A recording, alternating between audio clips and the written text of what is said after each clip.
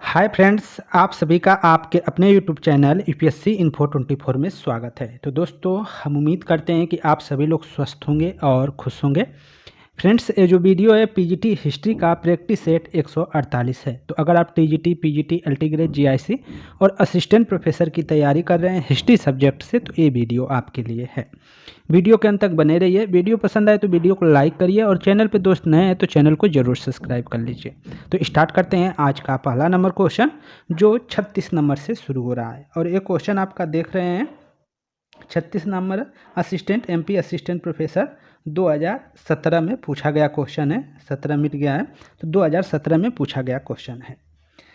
Question आपका है, गाथा सप्तशती का लेखक हाल किस काल का था। जो गाथा सप्तशती है उसका लेखक जो हाल है वो किस काल का है ये बताना है। सातवाहन काल का, परमार काल का, या वंश कह सकते हैं गुर्जर प्रतिहार वंश के समय का है, या राष्ट्रकूट के समय का है।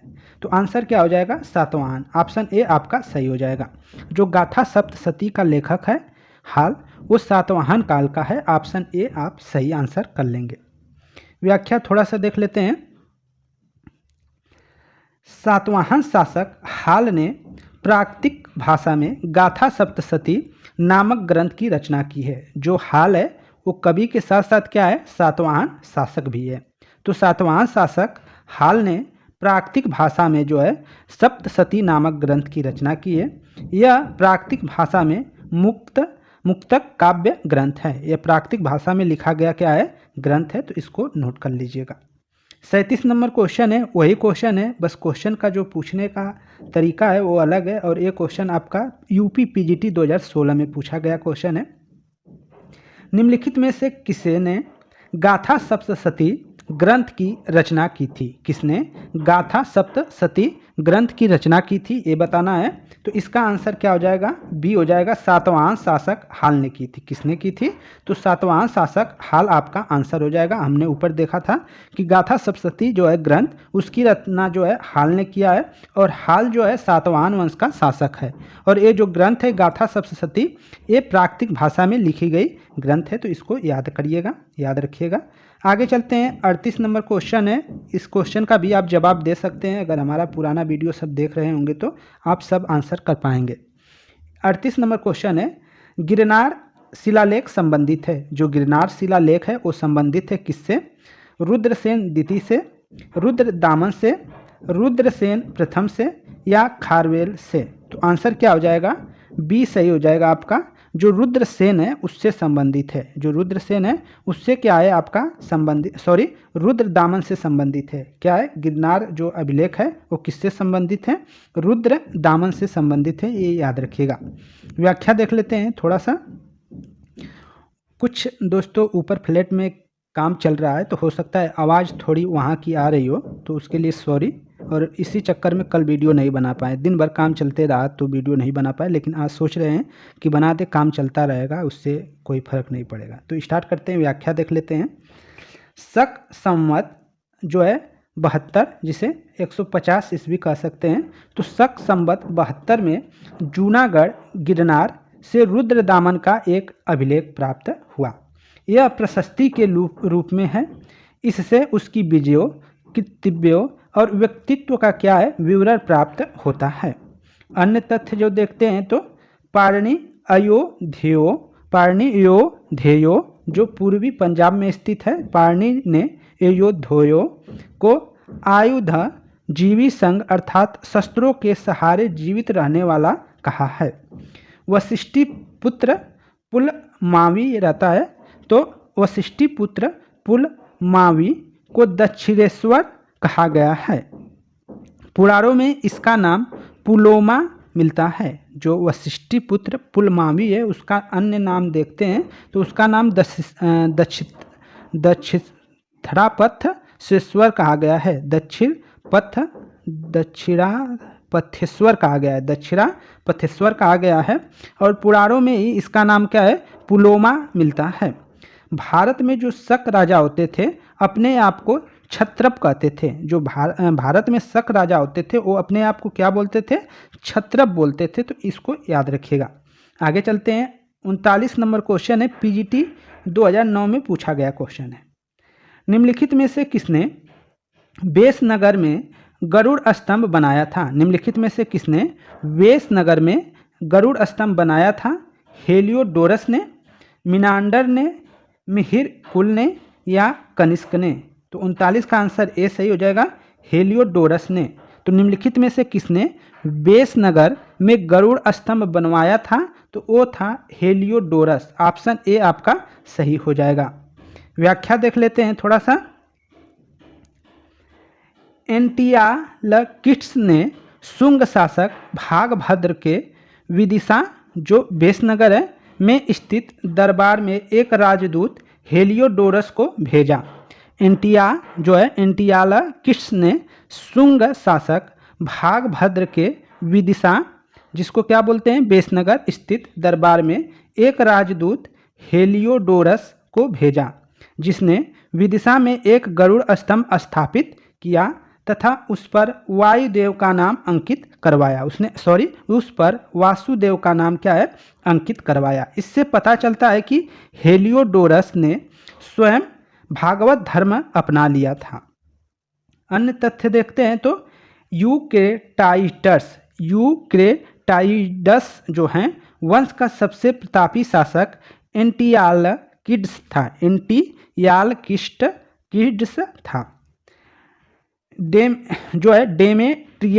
डेमेट्रियस वंश का सबसे प्रतापी शासक था वो मिनांडर था। यहाँ ड्रे रहना चाहिए लेकिन डेमेट्रियस लिखा है। डेमेट्रियस वंश का सबसे प्रतापी शासक क्या है मिनांडर है। और हिंद यवन संपर्क के कारण कला की एक नवीन शैली जो है विकसित हुई, उसको क्या कहा है, वो कौन सी कला शैली है? तो हेलेनिस्टिक कला का क्या हुआ जन्म हुआ। हिंदू यवन संपर्क के कारण एक कला की नवीन शैली जिसका नाम था हेलेनिस्टिक कला का क्या हुआ संबंध हुआ, मतलब जन्म हुआ। तो ये याद रखिएगा, हेलेनिस्टिक भी कहते हैं इसको। 40 नंबर क्वेश्चन देखते हैं, पीजीटी 2006 में पूछा गया क्वेश्चन है। निम्न में से कौन सा अभिलेख भागवत धर्म के इतिहास के लिए महत्वपूर्ण है? निम्न में से कौन सा जो अभिलेख है वो भागवत धर्म के इतिहास के लिए महत्वपूर्ण है?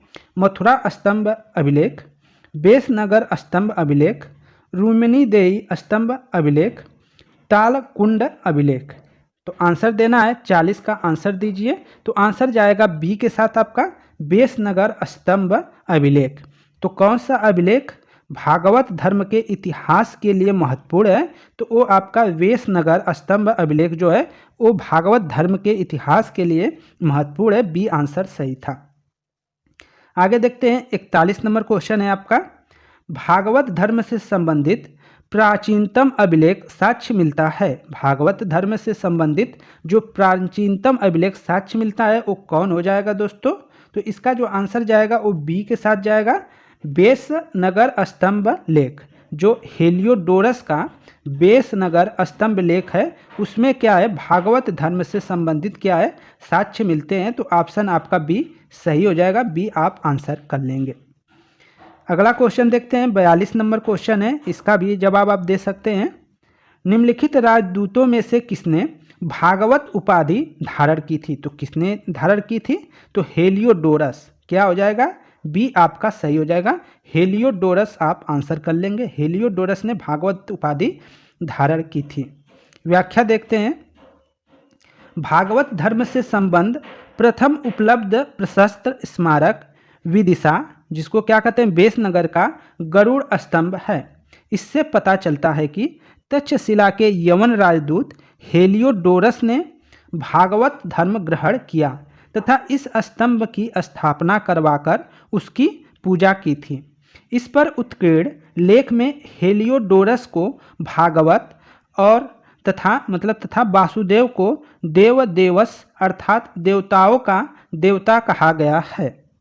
आगे देखते हैं, 43 नंबर क्वेश्चन है, वेसनगर जो गरुड़ स्तंभ है उसी से है। वेसनगर गरुड़ स्तंभ लेख में किस राज्य वर्ष का उल्लेख है? तो किस राज्य वर्ष का उल्लेख है ये बताना है। राज्य का 14वां, 10वां राज्य का 10वां राज्य वर्ष, 7वां राज्य वर्ष या 20वां राज्यवर्ष? तो इसको आपको बताना है। तो 43 का जो आंसर है ए सही हो जाएगा। राज्यवर्ष का 14वां, राज्यवर्ष 14 जो था उसका उल्लेख है, तो ऑप्शन ए आपका सही हो जाएगा। इसके व्याख्या को देखते हैं तो कुछ क्लियर हो जाएगा। वेशनगर, जिसे क्या है विदिशा कहते हैं, तो वेशनगर विदिशा गरुड़ स्तंभ लेख में राज्यवर्ष 14 का उल्लेख है। इस स्तंभ की स्थापना तक्षशिला के यवन शासक एंटियालकिड्स के राजदूत हेलियोडोरस ने किया था। हेलियोडोरस शुंग वंश के 90वें शासक भागभद्र का समकालीन था। हेलियोडोरस का वेशनगर स्तंभ लेख भगवान वासुदेव को समर्पित है। स्तंभ लेख में हेलियोडोरस ने स्वयं को भागवत तथा वासुदेव को देवदेवस कहा है। उसने विदिशा में विष्णु मंदिर की भी स्थापना की थी। तो विदिशा में विष्णु मंदिर की स्थापना किसने की थी? तो हेलियोडोरस ने की थी, ये याद रखिएगा। आगे देखते हैं 44 नंबर क्वेश्चन है। शंख लिपि के लेख निम्नलिखित स्थल के स्तूप अवशेष से प्राप्त हुए हैं। शंख लिपि के लेख निम्नलिखित स्थल के स्तूप से प्राप्त हुए हैं। भरतहुत से, देउर कुठार से, अमरावती से, सारनाथ से। तो 44 का ए सही हो जाएगा। भरतहुत से, जो भरतहुत अभिलेख है उससे क्या है शंख लिपि के लेख क्या हैं प्राप्त हुए हैं, ये याद रखिएगा। ऑप्शन ए सही हो जाएगा। व्याख्या देख लेते हैं थोड़ा सा। भरतहुत स्तूप मध्य प्रदेश में सतना नामक स्थान पर स्थित है। इस महत्वपूर्ण स्थल की खोज सर्वप्रथम सर अलेक्जेंडर कनिंघम ने 1873 में की थी। तो भरतहुत स्तूप का किसने खोज किया था? तो अलेक्जेंडर कनिंघम ने सन 1873 में किया था। यह स्तूप शुंगकालीन है और अब इसके केवल अवशेष ही विद्यमान हैं। भरतहुत स्तूप भारतीय कला का उत्कृष्ट उदाहरण है, जिसमें लोक जीवन, विश्वास तथा संस्कृति परंपराओं का सर्वाधिक शिल्पांकन किया गया है।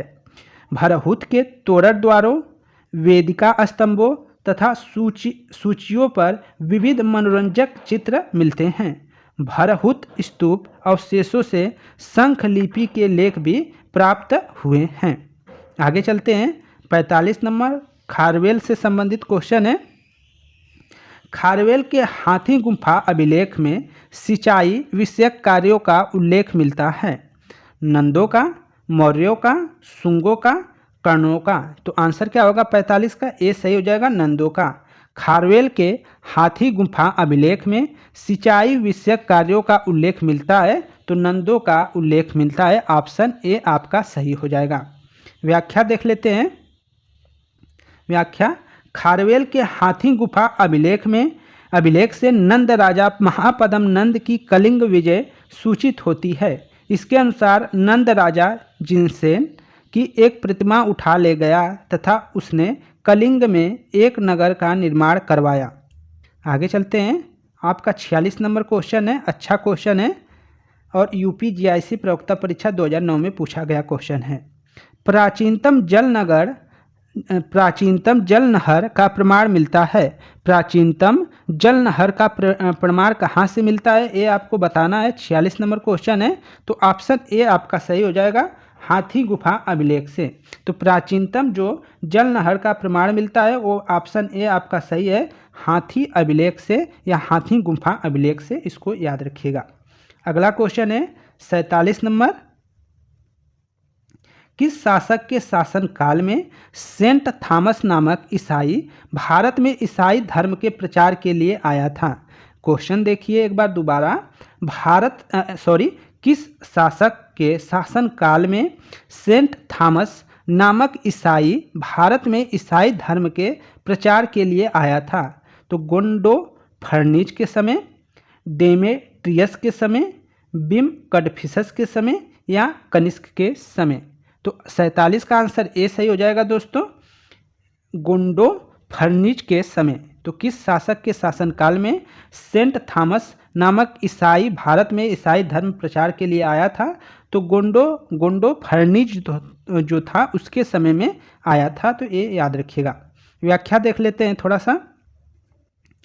गुंडो फर्नीज के शासनकाल की प्रमुख घटना सेंट थॉमस नामक ईसाई द्वारा भारत में ईसाई प्रचार करना था। तो इसका शासनकाल 200 से 41 ईस्वी तक है, 220 से 41 ईस्वी तक है। किसका? तो गुंडो फर्नीज का शासनकाल।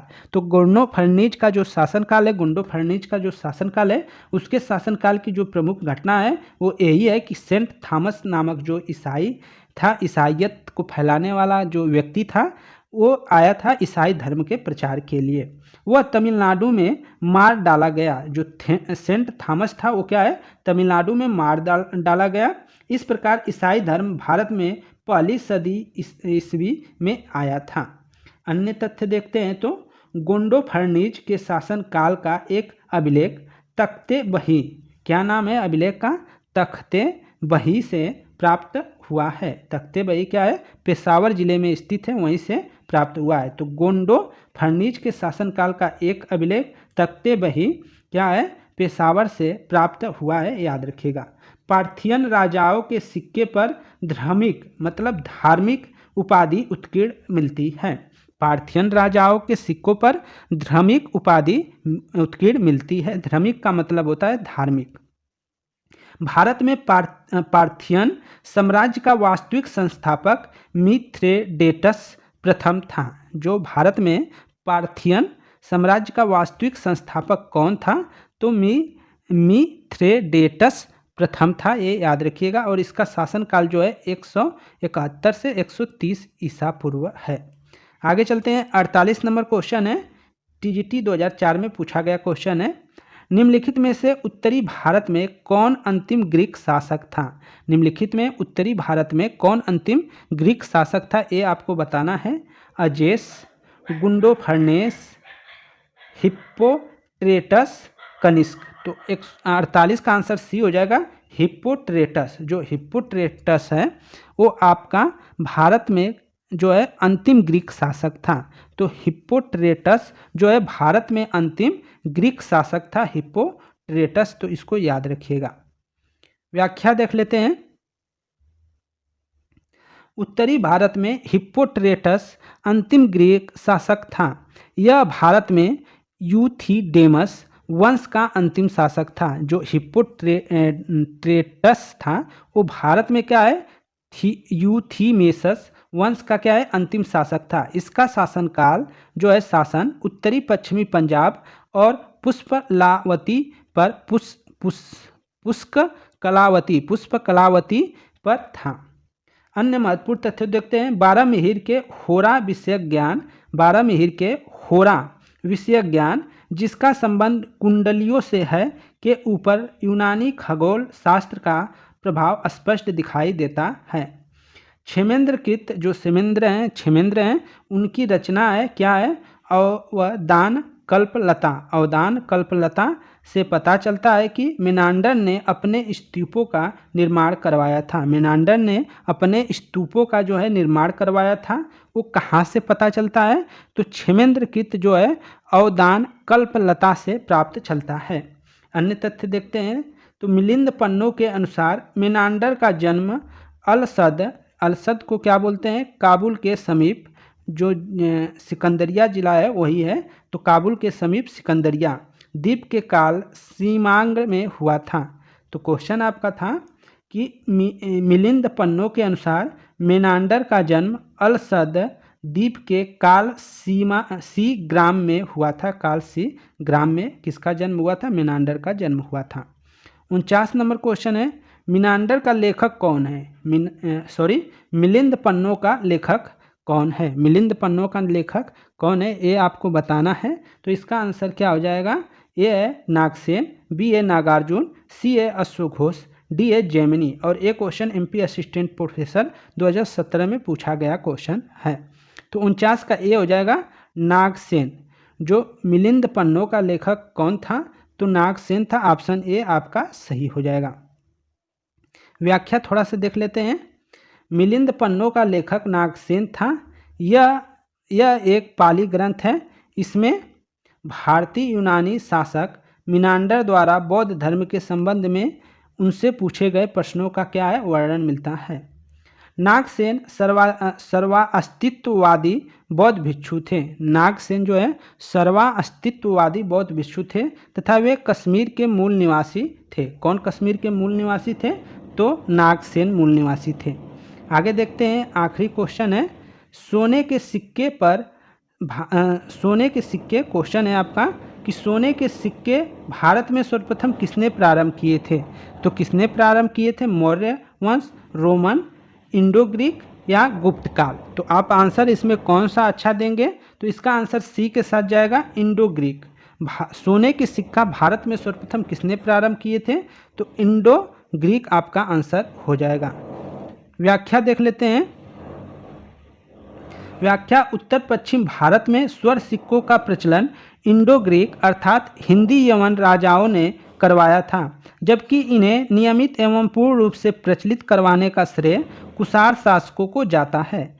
कुषाण शासकों ने स्वर्ण एवं तांबे दोनों प्रकार के सिक्के को व्यापक पैमाने पर प्रचलित कराया था या किया था। तो फ्रेंड्स, ये थे आपके टोटल 15 क्वेश्चन और उसके व्याख्या भी, जो आने वाले एग्जाम के लिए अति महत्वपूर्ण साबित है। धन्यवाद साथियों। वीडियो अच्छी लगी होगी तो वीडियो जरूर लाइक करिएगा। चैनल पर दोस्त नए हैं तो चैनल को जरूर सब्सक्राइब कर लीजिए। धन्यवाद साथियों, नमस्कार।